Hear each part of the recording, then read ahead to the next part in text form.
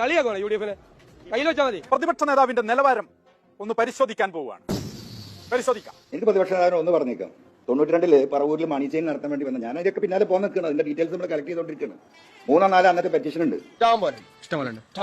ലോകത്ത് ഒരു കടന്നലിനും ഇങ്ങനെ ഒരു ഗതി ഉണ്ടാകരുതേ എന്ന് ആത്മാർത്ഥമായി ആഗ്രഹിച്ചുകൊണ്ട് PV അൻവർ രചനയും സംവിധാനവും സംഘട്ടനവും വസ്ത്രാലങ്കാരവും ചമയവും നന്ദിയും നിർവഹിച്ച വിലാപ കാവ്യത്തിലേക്ക്.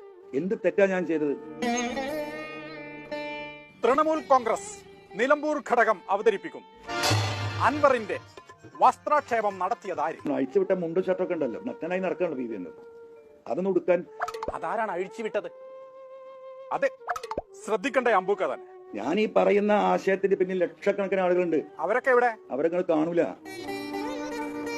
ഇനി കാണാൻ എന്തെങ്കിലും പോംവഴിയുണ്ടോ? അവരെ പോളിംഗ് ബൂത്തിൽ എത്തുമ്പോഴേ കാണുള്ളൂ. അവർ പ്രാർത്ഥനയിൽ അവർക്ക് മിണ്ടാൻ കഴിയില്ല.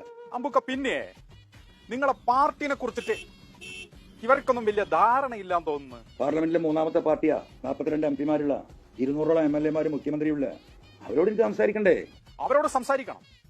അല്ല, അവര് വിളിക്കുന്നുണ്ടോ? ഓരോ ദിവസവും അവർ വിളിച്ചുകൊണ്ടിരിക്കുകയാണ്. UDF മെനിയാന്ന് സ്ഥാനാർത്ഥി അനൗൺസ് ചെയ്ത് കണ്ടിട്ട് അവർ വിളിച്ചു.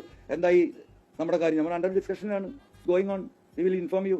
അപ്പൊ അവരെന്ത് പറഞ്ഞു? അപ്പൊ അവർ പറഞ്ഞത് നിങ്ങൾ നാണം കെട്ട ഒരു തീരുമാനത്തിന് പോകണ്ട. അല്ല, കടുത്ത നടപടിയിലേക്ക് പോകാനാണോ നിർദ്ദേശം? You go and give the nomination. Didi will come there. Didi Mamata ബാനർജിയുടെ TNC-യുടെ സ്ഥാനാർത്ഥിയെ നിർത്തിയാൽ ബംഗാൾ മുഖ്യമന്ത്രി മമതാ ബാനർജി തെരഞ്ഞെടുപ്പ് പ്രചരണത്തിൽ വരും.